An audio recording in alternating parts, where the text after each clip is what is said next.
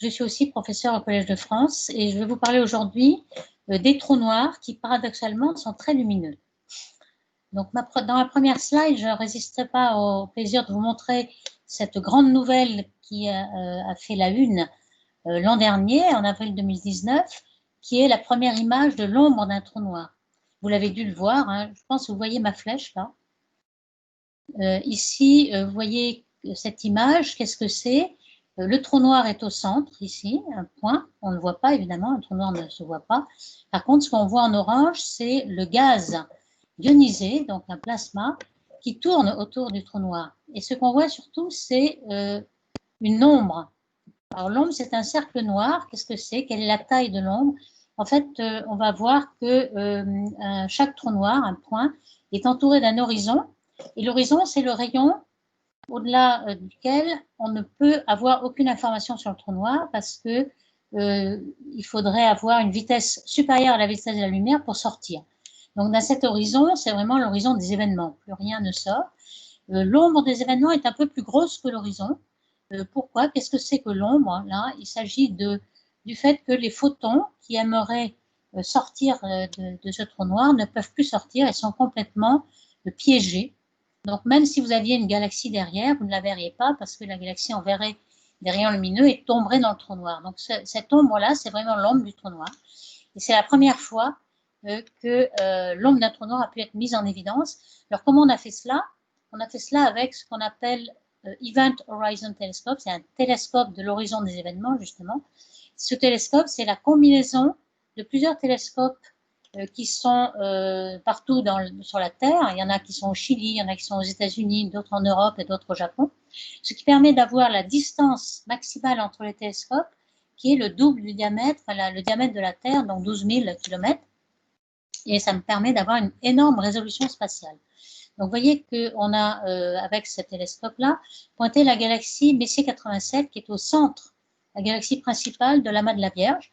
Vous voyez une photo optique de cette galaxie. Vous voyez un jet qui est émis par le trou noir, justement. Et l'échelle est ici de 4000 années-lumière.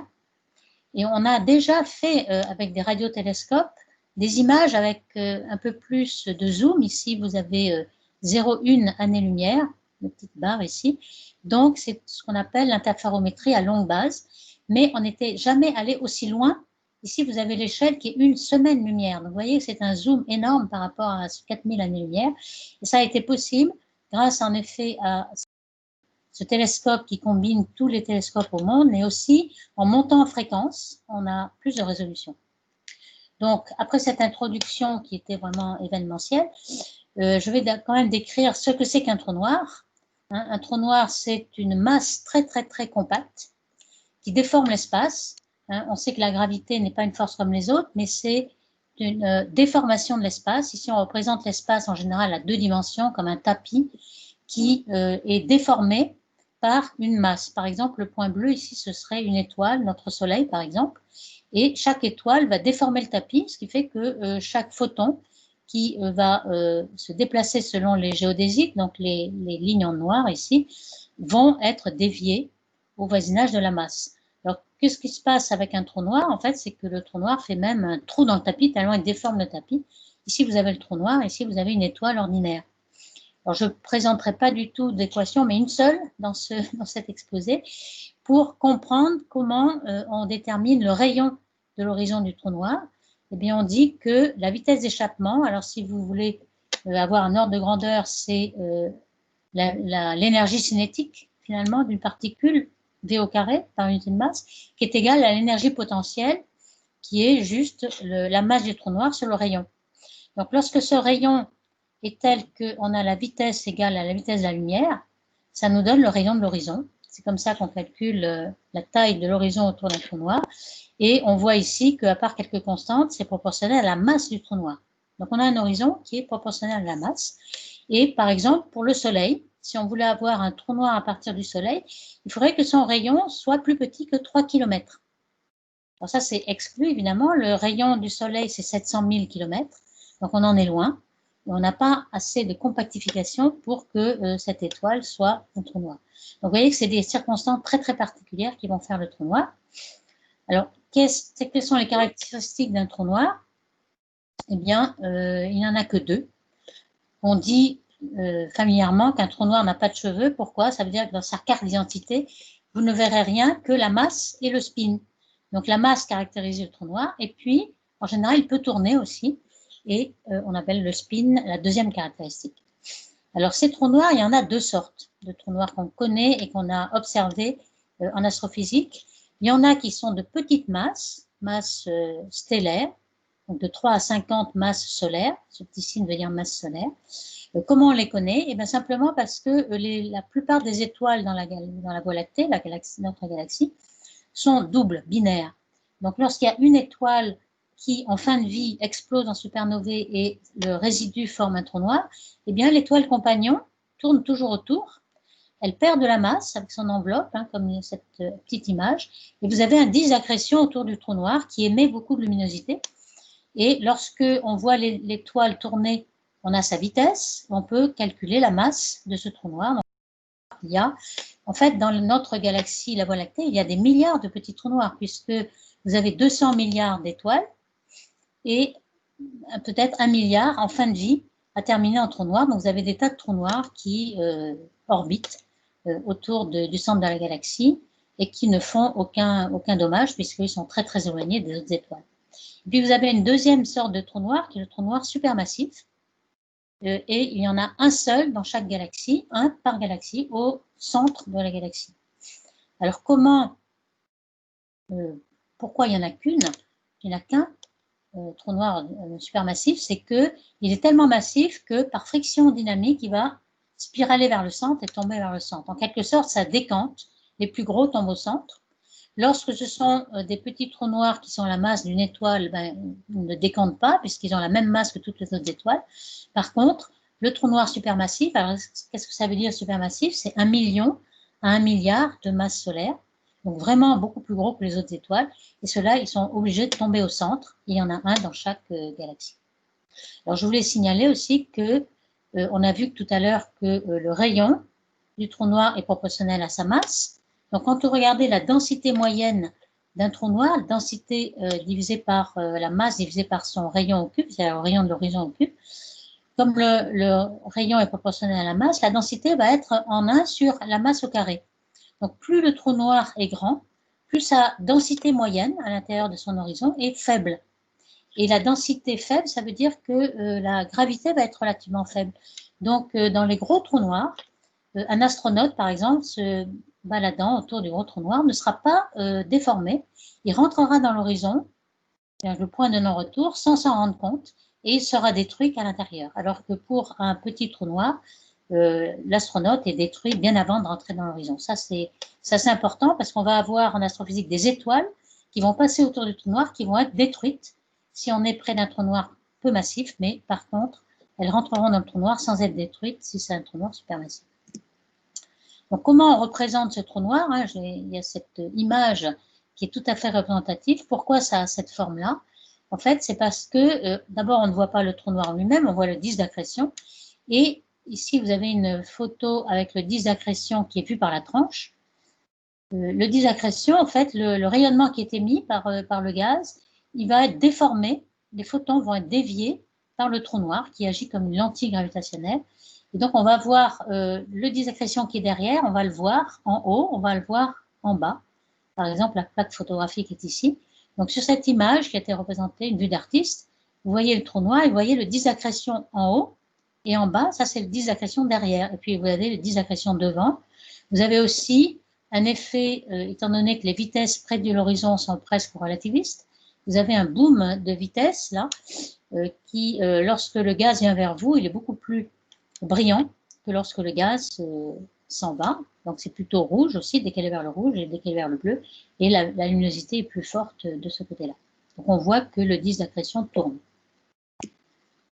Il y a énormément d'effets gravitationnels, comme par exemple la simulée Alain Riachuelo. Ici, c'est une vue de la Voie lactée, notre galaxie ici, avec les nuages de Magellan, par exemple, deux petites galaxies voisines, et quelques étoiles. Lorsque vous avez un trou noir ici qui est entre vous et la Voie lactée, ce que l'on voit, c'est que tout est déformé par l'antigravitationnel. vous avez la Voie lactée, vous avez les nuages de Magellan qui sont des arcs, et vous avez aussi des mirages. Par exemple, cette étoile, elle a été dédoublée. Vous avez un mirage gravitationnel. Donc, un trou noir déforme l'espace, mais déforme aussi toutes les images que vous pouvez avoir de l'espace derrière le trou noir. Alors, on va s'intéresser au trou noir supermassif, qui est le plus proche de nous, c'est-à-dire au centre de notre propre galaxie, la Voie lactée. Alors, la Voie lactée, pardon, ça va trop vite. La Voie lactée, ce que vous voyez lorsque vous regardez le ciel la nuit, vous voyez une bande un peu blanche qui est l'ensemble des étoiles de notre galaxie. Comme on est à l'intérieur, elle est vue par la tranche. Mais on peut regarder d'en haut, en fait, une vue d'artiste. Quand on sait un petit peu ce qui se passe dans la Voie lactée, on l'a regardé sous toutes les longueurs d'onde. On sait que le Soleil est par ici, c'est-à-dire qu'il a à peu près la moitié du disque de la Voie lactée. Ah, ça s'en va sans que je fasse rien, en fait. Donc ici, on sait que notre galaxie a une barre, c'est une galaxie spirale barrée, on a des bras spiraux. Le Soleil est ici, on voit la barre un petit peu inclinée. Et puis, on va s'intéresser au trou noir qu'il y a au centre de la Voie lactée. Alors, pour les échelles, je reviens un peu en arrière. Vous voyez que le diamètre de la Voie lactée, c'est 100 000 années-lumière. Donc, on va s'intéresser, on va faire un zoom. Comment on peut faire un zoom? Puisque lorsque vous regardez dans les longueurs d'onde optiques, on ne voit rien du tout, on voit de la poussière. Toutes ces traînées noires, c'est de la poussière interstellaire qui absorbe la lumière des étoiles derrière. Et lorsqu'on voit la lumière en jaune, ici orange, il s'agit des étoiles qui sont dans le bras spiral très proche. On n'arrive pas à voir très loin en optique parce qu'on est tout de suite obscurci par la poussière. Il faut aller en infrarouge. Alors, infrarouge proche, ça veut dire 2 microns de longueur d'onde. L'optique a une longueur d'onde de 0,5 microns. Donc, si vous allez à 2 microns de longueur d'onde, voici ce que vous voyez à la place de ça. Vous avez toute la galaxie vue par la tranche avec le bulbe. On voit encore un peu de poussière, mais beaucoup moins. Alors pourquoi? Parce que les petits grains de poussière ont à peu près la taille de la longueur d'onde, de 0,5 microns. Donc ça résonne beaucoup et en optique, on ne voit plus rien. Par contre, en infrarouge, on voit les étoiles jusqu'au centre de la galaxie. Donc c'est ça qu'on va prendre, c'est l'infrarouge à 2 microns de longueur d'onde pour voir plus loin.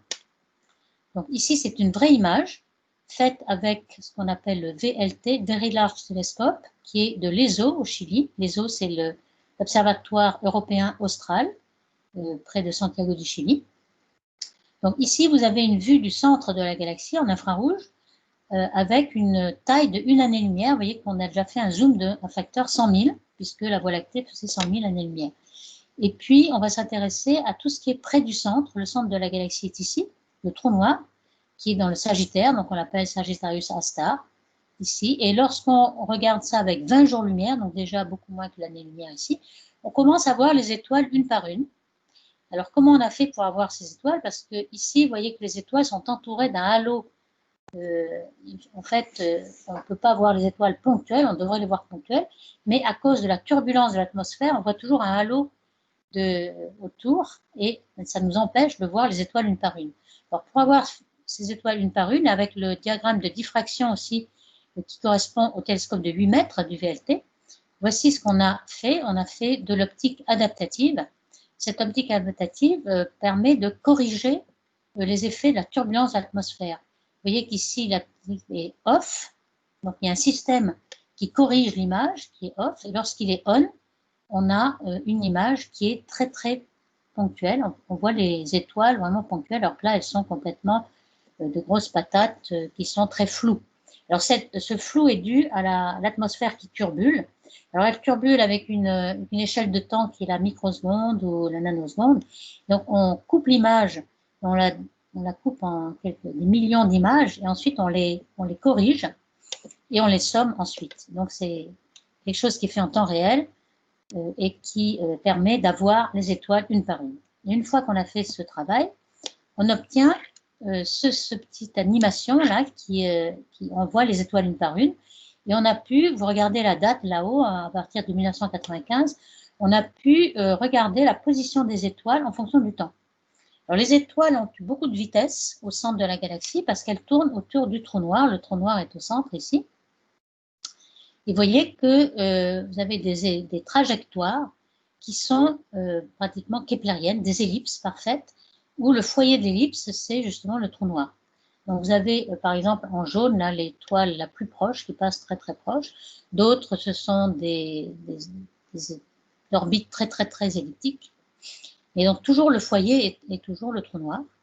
Et ça nous a permis, alors les vitesses, c'est de l'ordre de 2000, 3000, 4000 km par seconde, alors que, par exemple, le Soleil tourne autour de la Voie lactée avec 200 km par seconde.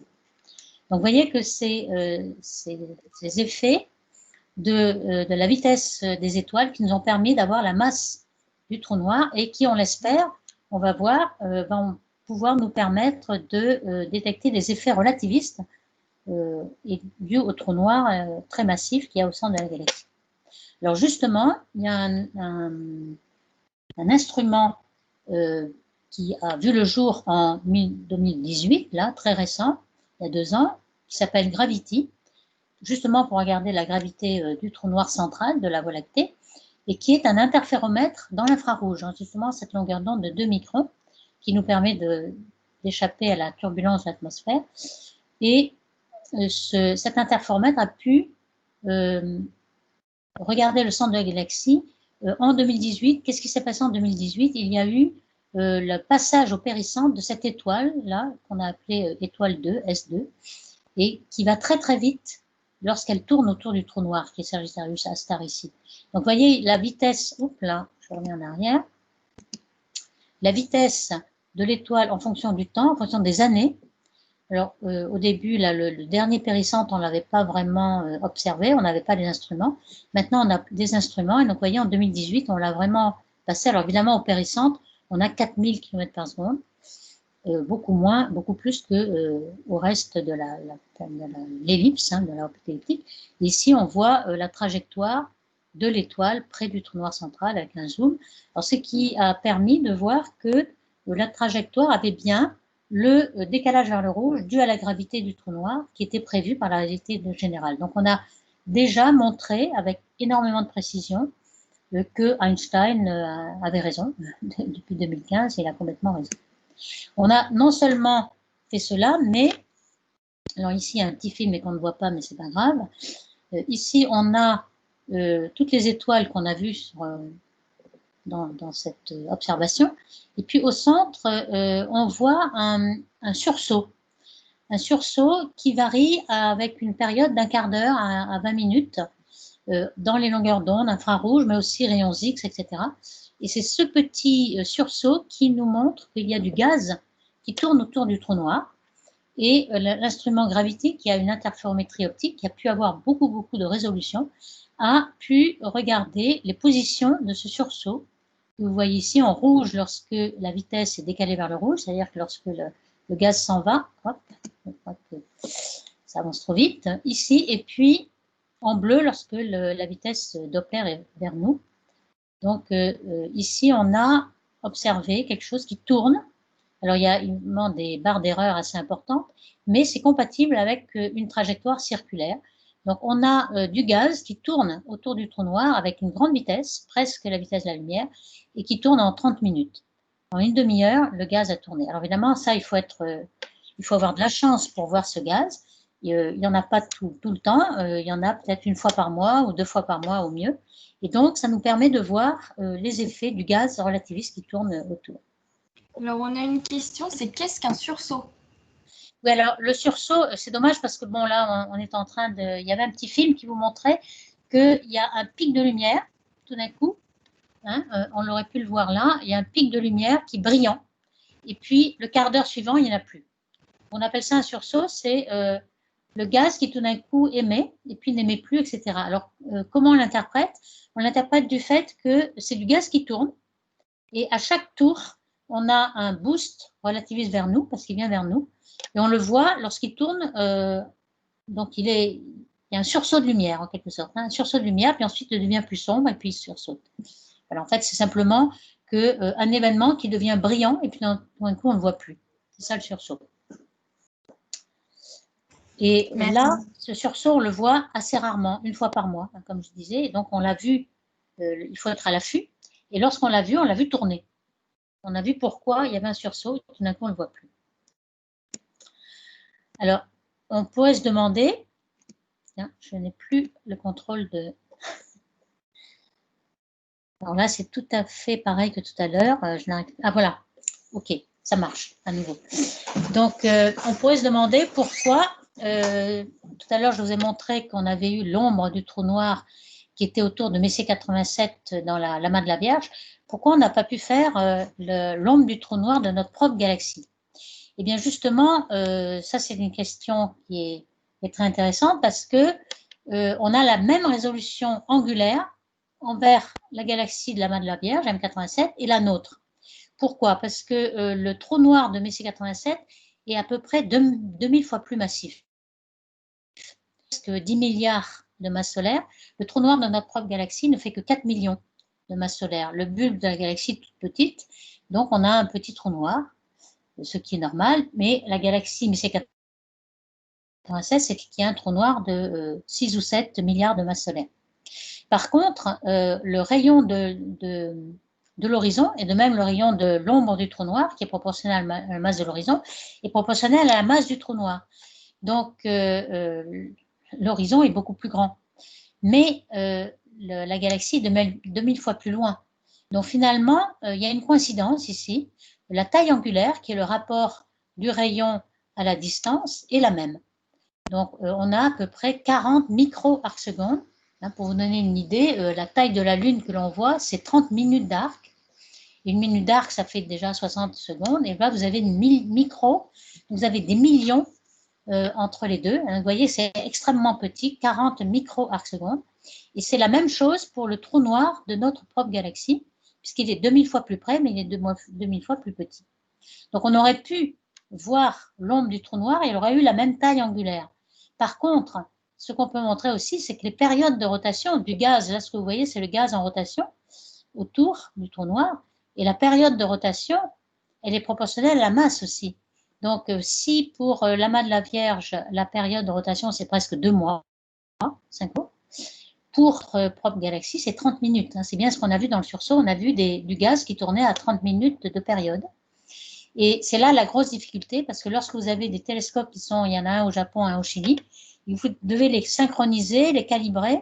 D'abord, il faut qu'il fasse beau aux deux endroits à la fois. Et ensuite, lorsque vous voulez les calibrer et les synchroniser, ça met déjà un quart d'heure, 20 minutes pour les calibrer. Et à ce moment-là, le gaz est déjà parti. Donc finalement, les gens ont essayé, évidemment, mais n'ont pas réussi à stabiliser le gaz et le sursaut, c'est-à-dire le gaz qui tourne dans notre propre galaxie. Donc on ne l'a toujours pas vu. On a été obligé d'aller voir dans l'amas de la Vierge pour voir cette ombre du trou noir. Alors justement, dans le trou noir de 1787, on s'est aperçu, grâce à la forme qu'a cette ombre du trou noir et aussi surtout du gaz qui tourne autour, on a vu que le trou noir était en rotation. On peut mesurer, on peut faire des modèles. Vous voyez qu'ici, il y a deux modèles, il y a même 4 modèles. Et on a pu voir quelle était la direction. Alors vous avez 2 directions. La direction du spin du trou noir, dans quel sens tourne le trou noir, et puis aussi dans quel sens tourne le disque d'accrétion autour. Il peut très bien tourner dans le sens inverse. La seule chose que l'on sait, c'est que lorsque le trou noir tourne, l'effet relativiste est d'entraîner tout l'espace autour dans sa rotation. Donc, même s'il y a du gaz qui tombe et qui tourne dans le sens inverse, progressivement, le gaz va être forcé à tourner dans le même sens que le trou noir. Et ça prend un certain temps à s'aligner, quelque chose comme 1000 ans ou 10 000 ans. Bon, dans l'expérience qu'on a fait, c'est quasiment ponctuel. Ça a pris plusieurs jours, mais c'était ponctuel. Et donc, on a pu montrer qu'on a observé ceci et non pas ceci. Donc, ça veut dire que le spin du trou noir était inverse par rapport à notre ligne de visée. Mais on ne sait pas exactement. Il y a encore 2 possibilités si le gaz autour tournait dans un sens ou l'autre. Donc, on a déjà appris quelque chose en regardant l'ombre de ce trou noir. Alors, je reviens au trou noir de notre propre Voie lactée. En 2011, on a aperçu, ici on le voit en vitesse et position, et la position c'est 0,1 année-lumière, on a aperçu un nuage de gaz qui de 2008 à 2011 s'approchait avec une grande vitesse, 2000 km par seconde, du centre galactique. On s'est dit, ah ça c'est une opportunité formidable, il y a un nuage de gaz qui va tomber sur le trou noir, et le nuage va être déchiré par les forces de marée à l'approche du trou noir. On a pu reconstituer l'orbite de ce trou noir. Normalement, en 2013, il aurait dû passer au péricentre et être complètement déchiré par les forces de marée, comme l'indique cette simulation.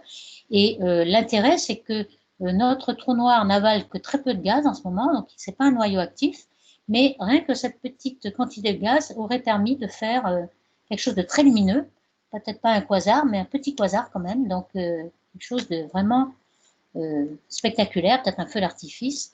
Donc on s'attendait à voir ça, et qu'est-ce qu'on a vu? Eh bien rien du tout. C'était très décevant, les gens ont suivi de 2006-2014 le nuage de gaz, et puis il est passé au périssentre et il est ressorti indemne. Donc, quelle était l'interprétation? Eh bien, sans doute, le nuage de gaz, c'était un nuage, mais il y avait sans doute une étoile dedans. Ça devait être une enveloppe circumstellaire d'une étoile, et l'étoile est assez massive pour maintenir son nuage de gaz indemne et cohérent, et donc finalement, on n'a rien vu. Donc, on a fait une simulation là, de ce qui s'est passé jusqu'en 2017 ici, et jusqu'en 2021, on sait ce que va devenir le nuage de gaz, mais aucun gaz n'a été avalé par le trou noir, donc le trou noir est toujours aussi peu brillant. Il a quand même un petit peu d'émissions radio, on sait où il est, mais il n'a pas de manifestation très spectaculaire comme les quasars ou les noyaux actifs de galaxies. Alors, qu'est-ce qui va arriver quand même pour notre trou noir, hein? On pense qu'il va grossir quand même par fusion entre deux galaxies. C'est comme ça que croissent les trous noirs. Non seulement il y a du gaz qui tombe dessus, des étoiles aussi, peuvent avaler des étoiles, mais lors de fusion entre deux galaxies, alors ici vous avez la Voie lactée et notre galaxie voisine, qui est la galaxie d'Andromède. On sait que la galaxie d'Andromède se rapproche de nous. Peut-être dans 2 milliards d'années, on aura une collision entre les deux galaxies. Donc, qu'est-ce qui se passe lorsque deux galaxies rentrent en collision? Eh bien, elles vont spiraler les unes autour de l'autre. Il va y avoir un freinage dynamique, et on s'attend à ce que les deux trous noirs qui sont un dans chaque galaxie vont fusionner. Donc, on aura sans doute le trou noir d'Andromède est 30 fois plus massif que celui de la Voie lactée. Donc, enfin, on aura une grosse galaxie avec un trou noir relativement massif. Et dans la fusion entre galaxies, il y a beaucoup de gaz qui a été perturbé, donc il va retomber sur le trou noir. Donc, on va avoir sans doute des ondes gravitationnelles. Alors ça me permet de vous signaler qu'il y a eu en effet beaucoup de progrès faits dans la détection des ondes gravitationnelles. On pensait que ce n'était pas possible. Alors, qu'est-ce que c'est qu'une onde gravitationnelle? Simplement, on a vu que la gravité, c'est une déformation de l'espace.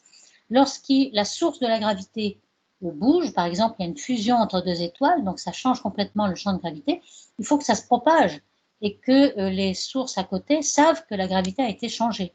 Et ça, cette propagation, elle se fait avec la vitesse de la lumière, normalement, d'après ce que disait Einstein.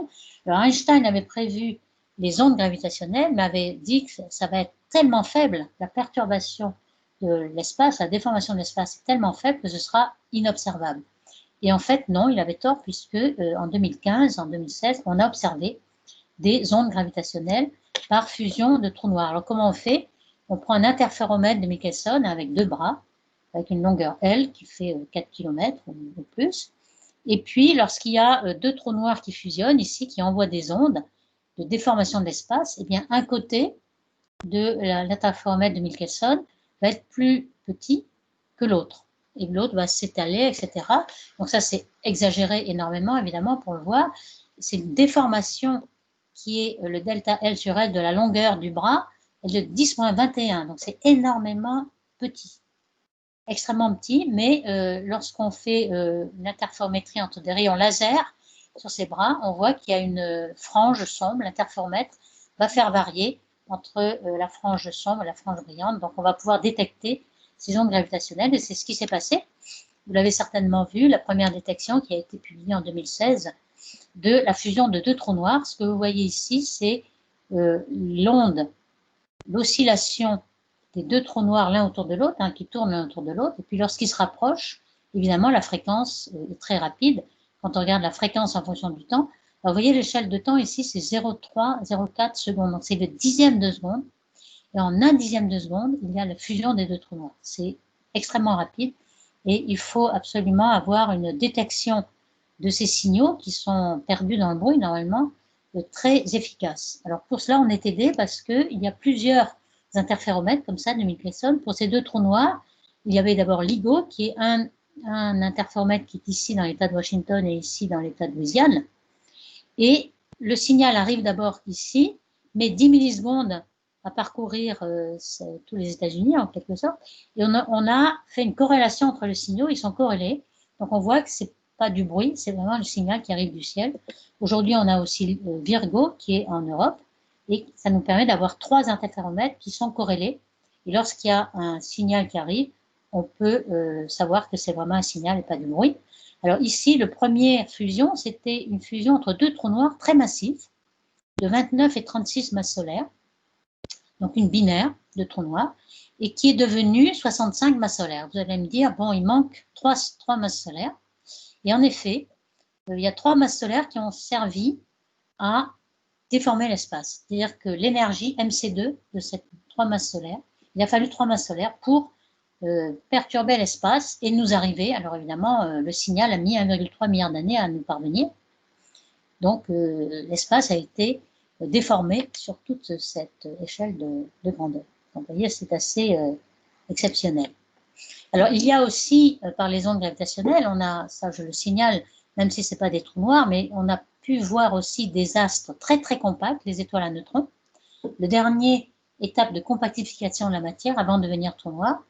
Donc, 2 étoiles à neutrons, c'est 2 étoiles en fin de vie qui sont devenues très compactes.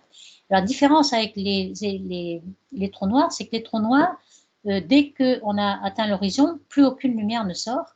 Donc, les fusions de trous noirs, vous n'avez eu que le signal gravitationnel pour le déterminer.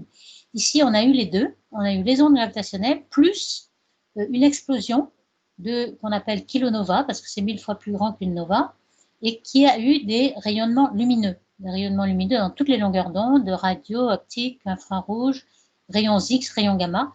Tout ça a été émis en même temps et on a tout reçu en même temps. Alors, c'était à 130 millions d'années-lumière, donc ça a mis ce temps de parcours. Et au bout de ce temps de parcours, il y a eu quelques secondes de décalage à peine, ce qui nous a permis de montrer que les ondes gravitationnelles allaient exactement avec la même vitesse que les ondes lumineuses. Les 2 signaux sont arrivés en même temps. Donc la vitesse des ondes gravitationnelles ici et la vitesse de la lumière sont égales à 10-15 près. Ça, c'est un résultat fondamental énorme. Alors pourquoi? Vous allez me dire, en effet, c'était prédit par la théorie d'Einstein, qui est la théorie de gravité standard jusqu'à présent, mais à cause des problèmes de matière noire, d'énergie noire, qu'on n'a pas le temps d'aborder ici, beaucoup de théories de gravité modifiées qui étendent la théorie d'Einstein à d'autres gravités avaient prédit que peut-être il y avait une différence entre les ondes gravitationnelles, la vitesse des ondes gravitationnelles et la vitesse de la lumière, et en fait, toutes ces théories-là doivent être éliminées.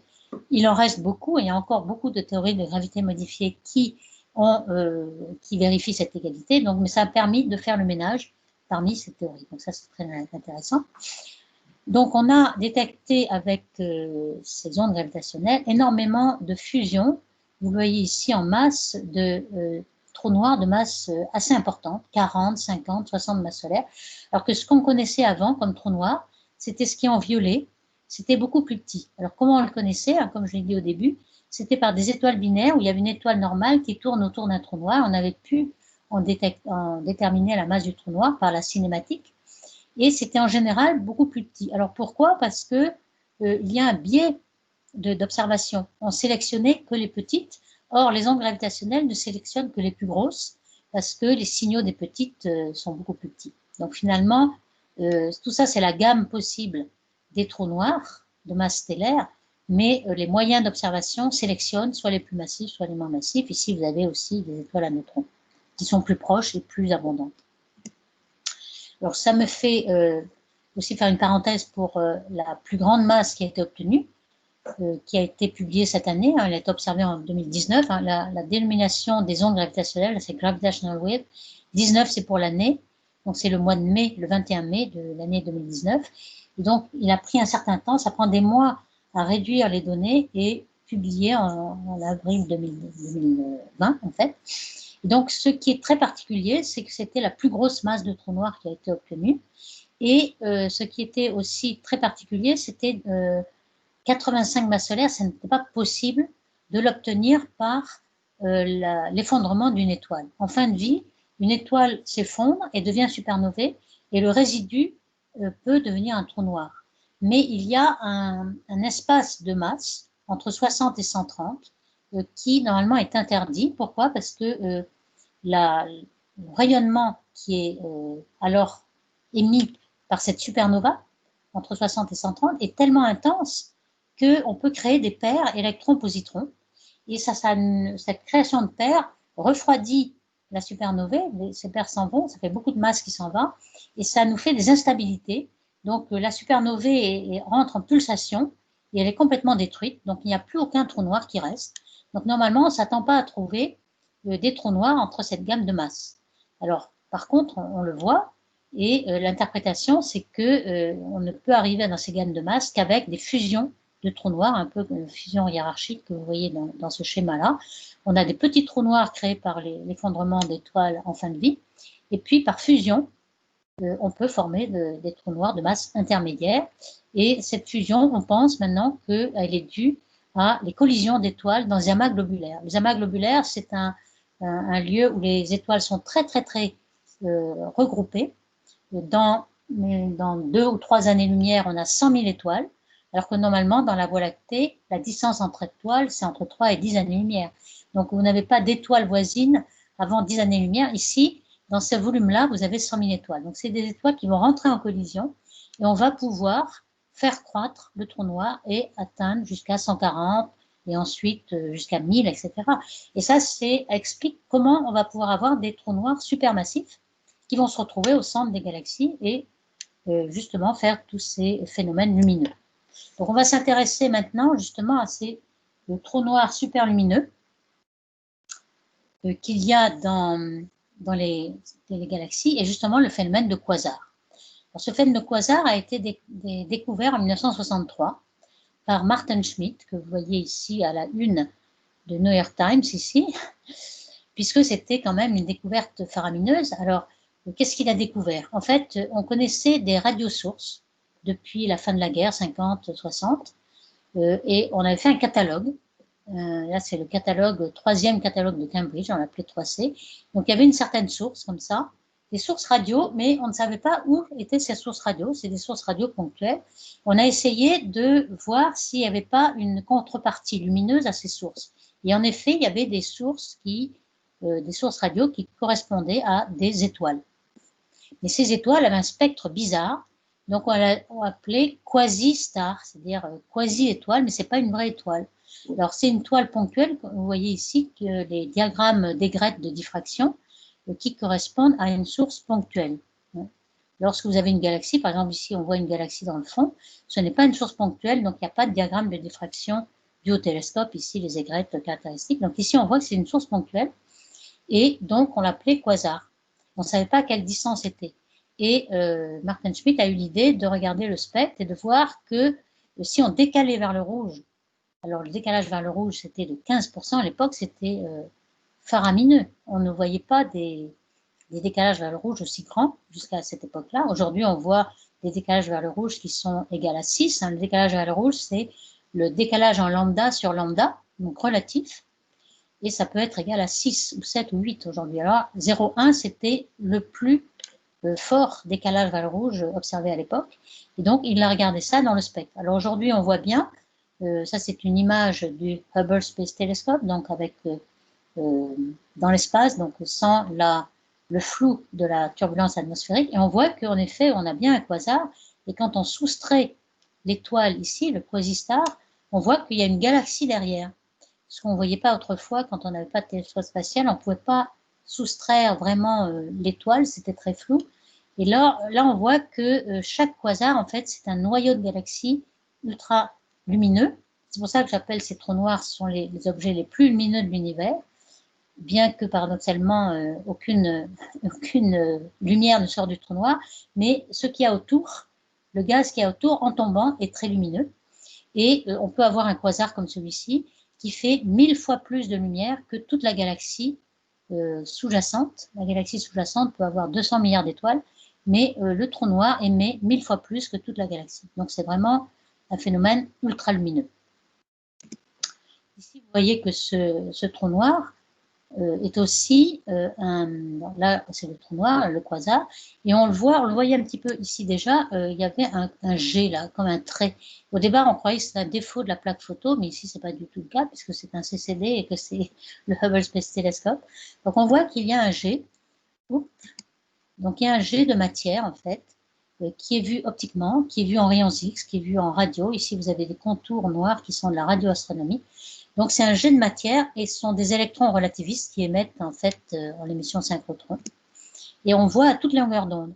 Alors, on le voit en optique, on le voit en rayons X. Chandra, c'est un satellite de rayons X. On le voit avec un interféromètre radio qui s'appelle Merlin. Donc, c'est exactement selon le G, mais pas tout à fait, le maximum n'est pas tout à fait au même endroit, puisqu'ici, les électrons sont très énergiques, donc ils émettent des rayons X, puis après, ils perdent leur énergie et ils émettent du rayonnement synchrotron radio. Et on voit que, et ça c'est très intéressant, la matière qui est émise par le trou noir, hein, qui est au centre ici, elle est comme des petites bouffées, comme des petites bouffées de fumée, là, comme ça. Et ça va nous permettre de suivre un peu pour déterminer à quelle vitesse va le jet. Ici, on a des petites bouffées qui ont émises successivement le quasar.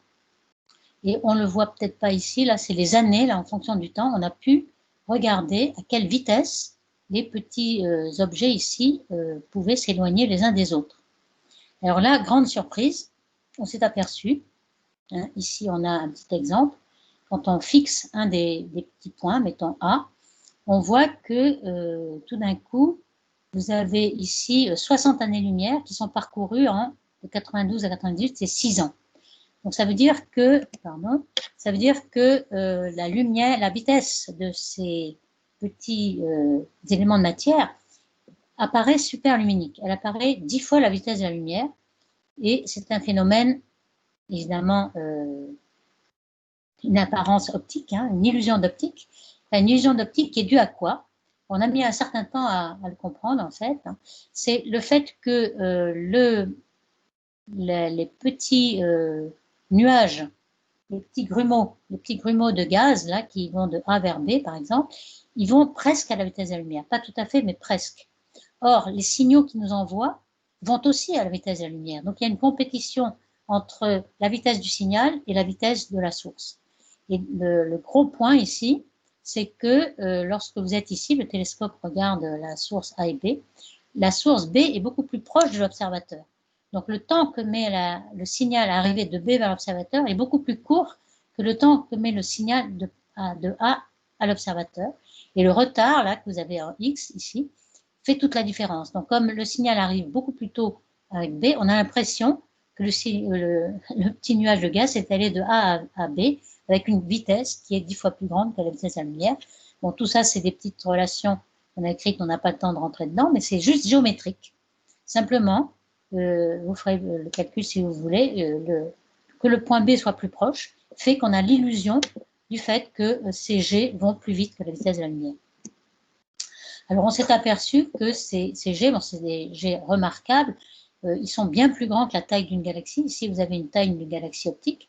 Ici, vous avez le jet en radio qui va jusqu'à 1 million d'années-lumière au-delà de la galaxie. Donc, c'est des jets radio qui sont très grands et qui, en général, sont dus à un énorme trou noir qui se trouve à la... il y a une question, peut-être? Oui, une question. Est-ce que ça peut être dangereux si l'un de ces jets est pointé vers la Terre et qu'on reçoit tous les rayonnements qui sont... Oui, en fait, c'est vraiment très très faible. Hein. Enfin, ils sont très loin, hein, ces objets sont très très loin. Donc en effet, on a un plasma relativiste. Si on était vraiment dans la galaxie, ici, hein, dans la galaxie du quasar, peut-être on aurait un peu comme le vent solaire. Le vent solaire nous émet des rayons cosmiques aussi, ils vont moins vite, mais on est perturbé. Hein, on sait que les signaux radio sont perturbés par tous ces rayons cosmiques. On aurait un problème, en effet, mais ces jets radio sont très très loin de nous, ils sont à des millions d'années-lumière de nous. Donc, nous, on a des télescopes très très très précis pour détecter, mais c'est grâce à la sensibilité du télescope qu'on peut... Les signaux sont très très très faibles. On a fait un calcul qui est très frappant, c'est que toutes les émissions radio détectées depuis l'après-guerre, ça a commencé la radioastronomie en 1950, et toute l'énergie reçue par les télescopes radio suffirait à soulever une plume à 1 mètre de cette table. Donc, l'énergie que l'on reçoit de ces jets radio sur Terre est négligeable. mais ça veut dire que nos télescopes sont très très puissants, très très sensibles. Très bien, merci. Voilà. Alors, d'où viennent les jets? D'où viennent les jets? Et je vais essayer avec les mains de de savoir exactement pourquoi le trou noir éjecte de la masse. En fait, on pense que l'énergie du jet, parce qu'il y a quand même beaucoup d'énergie dans ces jets relativistes, est due au fait que le trou noir tourne. Il y a un spin. Il y a un spin. Si le trou noir tourne, il n'y a pas que l'horizon. L'horizon, on avait dit que c'est un cercle, une sphère à 3 dimensions, qui est le rayon au-delà duquel la vitesse d'échappement est égale à la vitesse de la lumière. Donc là, à l'horizon, on ne verra rien à l'intérieur, puisque rien ne sort de l'horizon. Et lorsque le trou noir tourne, il crée une force centrifuge. Donc on a il tourne autour de cet axe, et on a une espèce qu'on appelle une ergosphère, qui est due à la force centrifuge, qui est plus grande sur l'équateur qu'au pôle, évidemment. Et ce qui se passe, c'est que la matière peut aller plus près du trou noir, plus près de l'horizon, sans être happée, parce que la force centrifuge l'aide à s'en sortir, en quelque sorte. Donc on peut avoir de la masse qui arrive beaucoup plus proche que si le trou noir ne tournait pas. Et puis, si il y a de la matière qui arrive avec un moment cinétique opposé à celui du spin du trou noir. À ce moment-là, il arrive dans cette zone-là qu'on appelle l'ergosphère, et ce nuage de gaz va être déchiré par les forces de marée. Il va y en avoir une partie qui va tomber sur le trou noir, mais comme il tombe sur le trou noir avec un moment cinétique négatif, il va faire perdre de la rotation. Le moment cinétique total est conservé, donc le trou noir va tourner moins vite. Donc le trou noir va perdre de l'énergie cinétique, et on peut montrer que dans l'énergie totale du trou noir, l'énergie de rotation, c'est 25%. Donc on va pouvoir gagner de l'énergie à partir du trou noir, on extrait de l'énergie à partir du trou noir, rien qu'en faisant tomber de la matière qui tourne en sens inverse. Et à ce moment-là, une petite partie de la matière va être éjectée pour compenser, et elle va être expulsée avec beaucoup d'énergie qu'elle va prendre sur le trou noir. Vous voyez, c'est un petit peu, on a pu mettre ça en équation, c'est un mécanisme bien connu pour montrer pourquoi les jets radio sont très énergiques. Et puis pourquoi ils sont si collimatés, c'est parce qu'il y a un champ magnétique aussi qui vient du fait que la matière qui tourne autour du trou noir est ionisée, le champ magnétique est piégé dans le gaz ionisé, et puis le champ magnétique tourne autour à une très grande vitesse, et va créer comme ça des tubes qui vont collimater la matière ionisée qui va être éjectée. Donc on va avoir un jet très très collimaté, comme vous le voyez ici par exemple. Ça c'est une éjection d'un jet radio. Au centre, il y a la galaxie. Quand on fait un zoom, on voit la galaxie optique ici. Vous voyez que le jet, il sort de la galaxie, il va très très loin. Au début, le jet est très très collimaté, puis après, les électrons perdent l'énergie, et on voit des lobes radio qui prennent le temps d'émettre des rayonnements radio. Au début, ils n'émettent pas beaucoup, mais ensuite, on a ces énormes lobes radio de Cygnus-A, qui est une galaxie radio proche qui a été détectée à la fois avec le Very Large Array en radio et puis en optique avec le Hubble Space Telescope. Donc on voit que ces jets sont très très collimatés grâce au champ magnétique. Donc on commence à comprendre un petit peu toute la physique de la chose. Et on sait que les quasars, il y en a beaucoup dans la première moitié de l'âge de l'univers, parce qu'il y a beaucoup de gaz, beaucoup d'événements énergétiques. Et puis avec l'expansion de l'univers, il y en a de moins en moins. Mais les quasars proches qu'on peut observer, ils sont tous dus à l'interaction de galaxies qui, on le voit ici, fait venir du gaz sur le trou noir. Normalement, le trou noir, une fois qu'il a avalé tout le gaz qu'il y a autour, il jeûne et puis il n'est plus actif du tout, donc on ne le voit plus. Si vous voulez voir encore un phénomène très lumineux, il faut que du gaz tombe dessus, et l'interaction de galaxies fait tomber le gaz.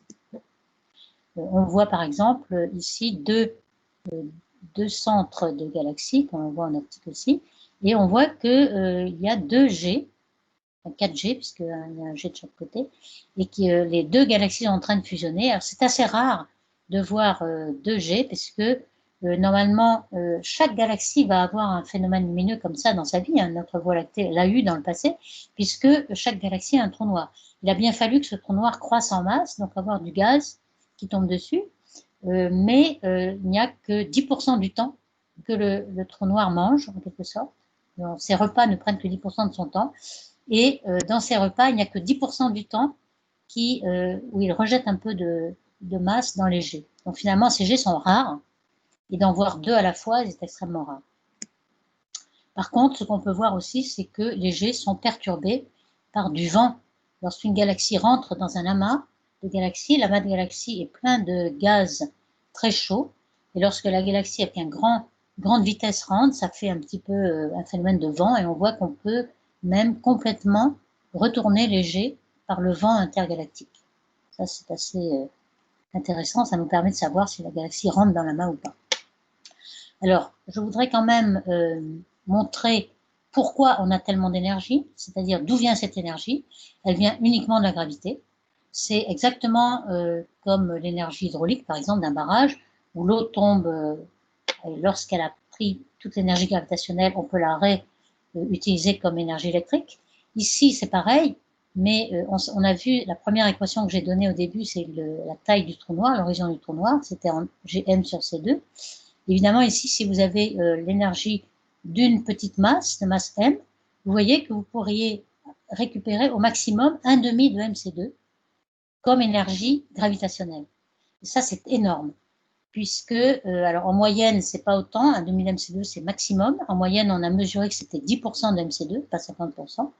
Mais quand vous le comparez à la plus grande énergie que vous pouvez extraire de la masse, par exemple dans les réactions nucléaires, dans les étoiles, dans le Soleil par exemple, l'hydrogène se transforme en hélium, c'est la fusion, et vous pouvez récupérer une partie de la masse, mais c'est moins de 1%. Donc ça, c'est beaucoup plus efficace que la fusion, que la réaction de fusion nucléaire. Donc ici, on a ces réactions, lorsque la masse tombe sur un trou noir, vous pouvez récupérer énormément d'énergie de masse du nuage qui tombe dessus. Alors, par exemple, pour rayonner comme le quasar qu'on a vu tout à l'heure, 1000 fois plus que toute la Voie lactée, vous avez besoin d'avaler 1 à 10 masses solaires par an, ce qui n'est pas énorme finalement. Et donc vous avez une énergie folle de ces trous noirs. Alors le problème, c'est que ça ne va pas jusqu'au bout, c'est-à-dire qu'il y a une limite quand même, c'est que lorsque vous avez tellement d'énergie sous forme de rayonnement, que ce soit radio, optique, UV, X, gamma, vous avez une pression de radiation, et la pression de radiation est tellement intense qu'elle compense la gravité. Donc vous avez ensuite un vent qui va se créer ici et qui va repousser toute la matière. Donc au bout d'un moment, le trou noir a tellement avalé de matière qu'il est obligé d'en recracher. Alors on peut regarder l'intensité, là exactement, par exemple un trou noir moyen qui fait 100 millions de masses solaires, ça c'est vraiment moyen, eh bien il suffit d'avaler 2 masses solaires par an pour être saturé et recracher tout le gaz qui retombe dessus. Donc ça, c'est quelque chose qui limite, qu'on appelle limite d'Eddington, et qui limite la croissance des trous noirs. Comment on mesure la masse du trou noir? Eh bien, par les vitesses, on l'a vu ici, le Hubble Space Telescope a permis de mesurer avec beaucoup de résolution une vitesse qui était bleue, décalée vers le bleu, c'est-à-dire venant vers nous, décalée vers le rouge, et on a pu ainsi déterminer la masse de beaucoup de trous noirs. Par exemple aussi, lorsqu'on a les masers. Alors qu'est-ce que c'est qu'un maser? Ce sont des lasers, mais en micro-ondes, donc c'est exactement une lumière cohérente qu'émettent les molécules d'eau. On a pu regarder le gaz donc, qui tourne autour du trou noir, et grâce à ces masers, on mesurait la vitesse, et on a pu mesurer toute la masse des trous noirs. Et ce dont on s'est aperçu, c'est que il y avait une proportionnalité entre la masse du bulbe de la galaxie. Vous voyez, vous avez des petites galaxies avec un disque qui est bleu ici, et un bulbe central. Lorsque vous avez une galaxie elliptique, c'est un gros bulbe. Eh bien, la masse du trou noir est proportionnelle à la masse du bulbe. Ça veut dire qu'il y a en quelque sorte une symbiose. Les deux systèmes, la galaxie et le trou noir, croissent en même temps. Dès qu'il y a du gaz qui arrive sur une petite galaxie, il va former des étoiles, la galaxie va croître, et en même temps, le trou noir va accepter du gaz, et le trou noir va croître. Il y a une symbiose entre les deux, et surtout qu'il y a un phénomène de régulation. Le trou noir, une fois qu'il avale trop de masse, il va émettre un vent qui va repousser la masse de tout ce qui est dans la galaxie et va empêcher la galaxie de former plus d'étoiles. Donc il y a un effet régulateur, un effet d'alimentation commune et puis un effet régulateur du trou noir qui va empêcher que beaucoup trop d'atomes forment des étoiles dans la galaxie. Et ça, c'est un effet dont on s'est aperçu et qu'on a besoin d'ailleurs. C'est que, comme vous le savez, dans l'univers, il n'y a pas que de la matière ordinaire qu'on appelle des baryons, protons, neutrons, mais qui sont des atomes en quelque sorte. Il y a la matière noire et les atomes. La matière noire, on ne sait pas du tout ce dont elle est faite, mais on sait qu'il y en a 25% dans le total. Et puis, il y a de l'énergie noire dont je ne parlerai pas du tout aujourd'hui, 70%. Et quand vous regardez le rapport entre la matière ordinaire, qui est 5%, et la matière noire, 25%, vous voyez que le rapport, il est de 20%, hein, 5 sur 25, donc ça fait 20%. Dans les galaxies, qui sont entourées de matière noire, eh bien, le rapport atome sur matière noire, ce n'est que 4%. Donc ça, c'est un gros problème. Et lorsqu'on fait des simulations numériques, normalement, si on ne prend pas en compte les trous noirs et l'effet de rejet de masse des trous noirs, eh bien, on a dans les galaxies le rapport universel 20% entre la masse ordinaire et la matière noire. Pourquoi tous les atomes sont rejetés des galaxies? Eh bien, on pense que c'est dû aux trous noirs, justement. Alors, voici une image d'un trou noir central, ici, dans un amas de Persée, une grosse galaxie qui descend de l'amas. Et on voit que, alors ça, en bleu, c'est le gaz en rayons X qui émet à 10 millions de degrés, donc très chaud.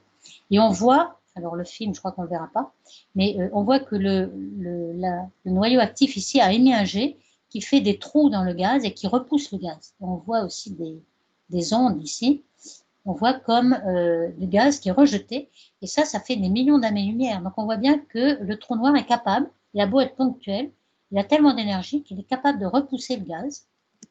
Ici, on le voit aussi, il y a des trous dans le gaz de l'amas, dû au trou noir. Ici, on voit encore des petits trous, des gros, des plus gros. En fait, il y a des phases d'activité.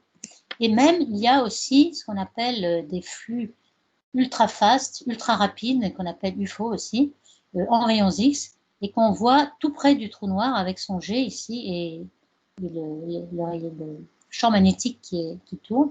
Et on voit des vitesses qui sont de 10 000 à 20 000 km par seconde du gaz qui est émis par le trou noir.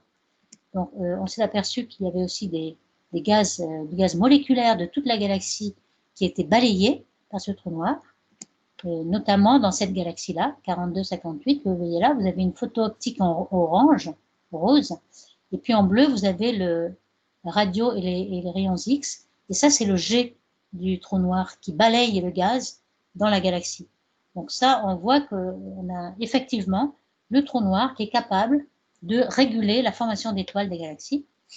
Donc, on s'aperçoit qu'en effet, on a une symbiose entre la croissance des trous noirs au centre des galaxies et puis la croissance des galaxies. Donc, ce n'est pas seulement un trou noir pour décorer, c'est un trou noir qui régule la formation des galaxies, qui éjecte le gaz.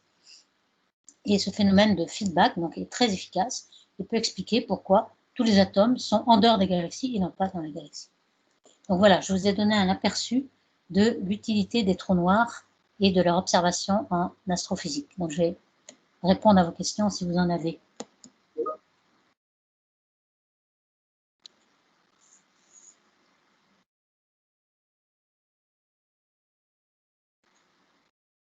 Donc, en attendant les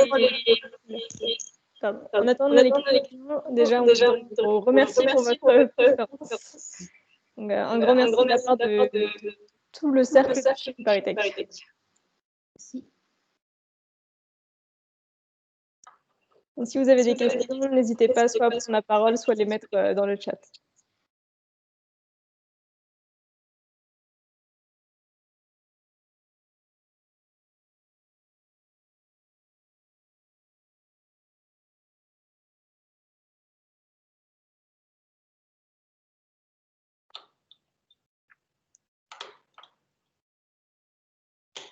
J'ai l'impression que vous avez été très clair, donc il n'y a pas de questions.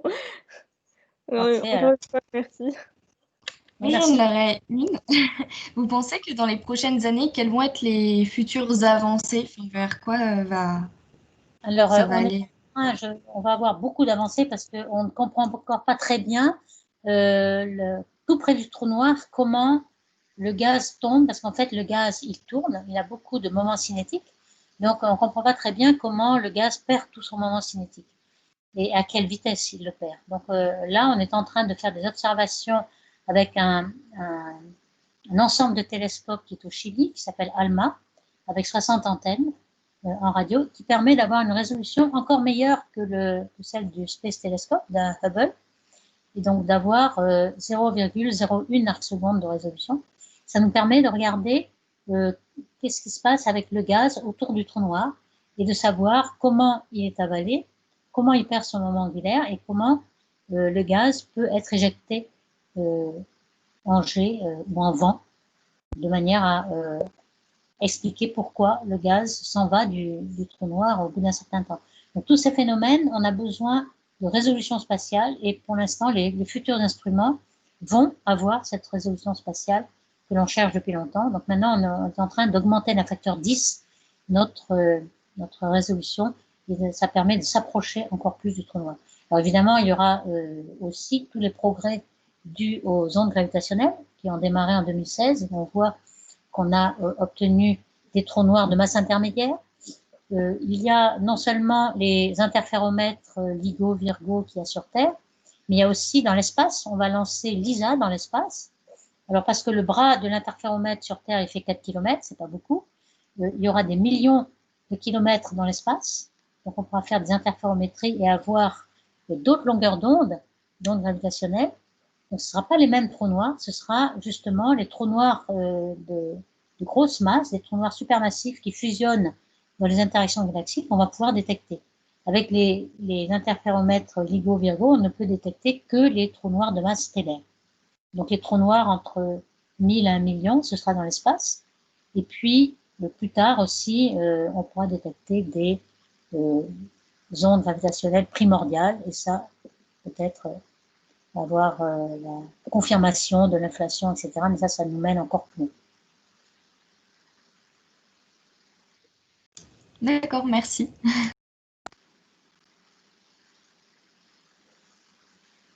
Alors, il y a une question, comment j'ai envie de devenir astrophysicienne? En fait, certains de mes collègues ont souvent été astronomes dès qu'ils étaient enfants, en train de regarder des étoiles dans le ciel avec leur télescope. Ben, ce n'était pas mon cas. Mon cas était plutôt plus tard, lorsque j'ai fait des études, et des études de physique. Et ce qui m'avait beaucoup attiré, c'était la cosmologie, comment toutes les structures que l'on voit autour de nous, les galaxies, les amas de galaxies, comment à partir du Big Bang, toutes ces structures ont pu se développer. Et en fait, pourquoi nous sommes là dans la Voie lactée avec le système solaire, la Terre, etc. Donc c'est ça qui m'a attiré. Et donc j'ai commencé à faire de la cosmologie, mais juste pour faire une thèse. Donc ce n'était pas une vocation du départ, mais un petit peu sur le tard, surtout d'un point de vue physique, explication des événements.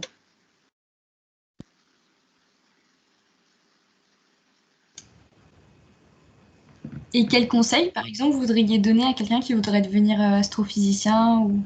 Oui, alors pour faire de l'astrophysique, il faut faire de la physique. Donc je pense que n'importe quelle étude de physique, après vous pouvez faire aussi un master d'astrophysique, il y en a.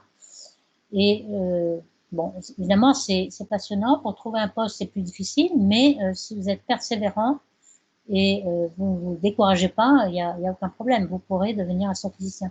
Le tout, c'est d'aimer la recherche. Alors, aimer la recherche, c'est être curieux, avoir des idées, l'imagination, et puis aussi enseigner ce qu'on fait. Donc, en effet, on ne fait pas seulement de la recherche dans son coin, on travaille en groupe et on enseigne. On enseigne nos étudiants, on enseigne à tout genre de public les connaissances qu'on a acquises, car c'est le but ultime, ce n'est pas de les garder pour soi, c'est de les diffuser. Merci. On a une nouvelle question. Les recherches que vous menez sur les trous noirs peuvent-elles avoir des incidences sur des démarches de recherche plus concrètes avec des applications humaines terrestres? Ah, ça c'est une grande question. Je pense que ça va être difficile avec les trous noirs parce que les trous noirs, il n'y en a pas du tout. Le plus proche que l'on connaisse, c'est le trou noir supermassif de la Voie lactée, qui est quand même très loin, il est à 20 000 années-lumière, tout de même. Donc, et l'application, il est très difficile d'en avoir, puisque ce sont des phénomènes extrêmement énergétiques, et il faut des astres très très compacts que l'on n'a pas dans le voisinage du système solaire. Donc, dans le voisinage du système solaire, ce qu'on a vu, c'est des planètes extrasolaires. On a vu autour d'étoiles voisines. On a détecté depuis 20 ans à peu près des planètes autour des étoiles voisines. Et on en a à peu près 6000 aujourd'hui, ce qui est quand même beaucoup. Donc, on a beaucoup de planètes. On a peut-être dans notre galaxie Voie lactée 300 milliards de planètes. Mais on n'a pas de gros trous noirs au voisinage. Donc, pour avoir des applications concrètes sur Terre, ça va être difficile.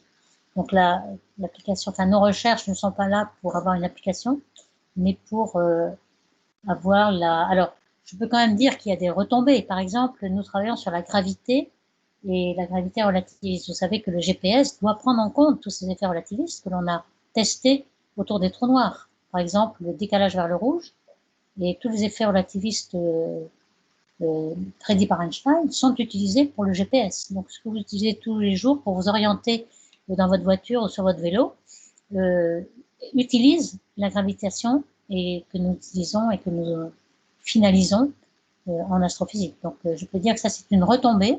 Ce n'est pas direct complètement, mais le GPS est une des retombées.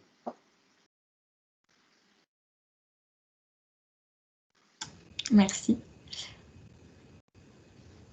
Je ne sais pas s'il y a... Ah oui, il y a une autre question. La limite d'Eddington est-elle applicable aux micro-trous noirs? Alors oui, les micro-trous noirs, vous voulez dire, il y a des il y a des trous noirs de masse stellaire, hein, je ne sais pas ce que vous appelez micro-trous noirs. Ceux que l'on connaît, nous, sont des trous noirs de masse stellaire. Et il y a des binaires comme ça qui ont un 10 d'accrétion, c'est comme un micro-quasar, en quelque sorte. Et on peut appliquer la limite d'Eddington. Par contre, les micros, vous pensez à quelque chose de beaucoup plus petit. À ce moment-là, bon, on ne les a pas vus. On n'en a pas vu de micros plus petits que les masses stellaires, on n'en a jamais vu. Et donc, les micro-micros, alors il y a au-dessous d'une certaine masse, ils s'évaporent, hein, comme a montré Stephen Hawking, c'est-à-dire que depuis le début de l'univers, même s'il y en avait eu, ils seraient tous évaporés. Donc les micro-micros, ils sont évaporés. Ils ne tiennent pas parce qu'ils sont très chauds et leur température fait qu'ils s'évaporent en moins de l'âge de l'univers. Donc il n'y a pas vraiment de micro-trous noirs. Et puis, on a cherché des trous noirs entre cette limite d'évaporation et la limite stellaire, une masse solaire, et on n'en a pas vu. On l'a fait par l'antigravitationnel et on n'en a pas vu. Donc,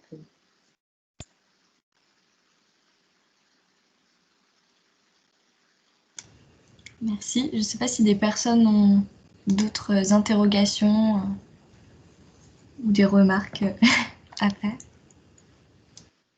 Oui, j'aurais une question beaucoup plus terre à terre. Dans la première question, vous avez parlé de programmes de recherche qui visaient à améliorer nos connaissances dans ce domaine. D'où viennent ces subventions pour ces programmes et est-ce que vous pensez que la conjoncture politique et économique actuelle va permettre de continuer dans ce sens ou est-ce que vous allez rencontrer des problèmes pour les financer? oui, oui, alors la finance, ça paraît aussi en effet très difficile, mais il faut remarquer que à l'échelle d'une nation ou de l'Europe, parce que tous nos financements sont européens. Je pense qu'autrefois, il y a le siècle dernier, il y avait des télescopes français, des télescopes allemands, des télescopes espagnols. Aujourd'hui, on fait une recherche au niveau européen d'abord. Depuis 1960, on a fait l'Observatoire européen austral au Chili, qui est financé par tous les pays européens et qui est le meilleur au monde. On s'est mis ensemble, justement, tous ces pays, pour avoir des télescopes encore plus grands que les États-Unis. Parce que lorsque l'Europe marche d'un seul homme, il y a beaucoup plus d'habitants et beaucoup plus de richesses qu'aux États-Unis. Donc là, ça marche. Mais maintenant, on a passé l'étape suivante, c'est-à-dire qu'on a fait un télescope au Chili qui s'appelle ALMA, avec 60 antennes, dont je parlais tout à l'heure, et qui est mondial. Cette fois-ci, on n'a pas seulement l'Europe, on a les États-Unis, l'Europe, le Japon, etc., qui sont mis ensemble pour faire un télescope. Et on est en train de préparer le futur, qui sera SKA, un télescope qui fera 1 km² en radio, hein, donc une série d'antennes qui fera au total une surface d'1 km². Et là, il y a tous les pays, il y a la Chine, il y a l'Afrique du Sud, il y a l'Australie, le Canada, les États-Unis, l'Europe, etc. Donc, ce sont des télescopes mondiaux. À ce moment-là, l'argent que nous mettons, d'abord, il est de tous les pays. Donc, c'est un pays qui a des problèmes, ça se voit beaucoup moins dans l'ensemble de tous les pays. Et ensuite, quand vous regardez la quantité d'argent qu'il faut mettre, on a calculé ça, ça serait par an 2 euros par habitant. 2 euros par habitant. Donc c'est presque négligeable, je dirais. Hein. On parle, dans notre crise sanitaire, on parle de milliards d'euros. Ici, il faudrait que chaque habitant en Europe paye 2 euros. C'est ça l'argent en fait, pour un télescope de cette taille-là. C'est vraiment pas un gros problème. C'est un choix politique, mais ce n'est pas un trou dans le budget. D'accord, merci beaucoup.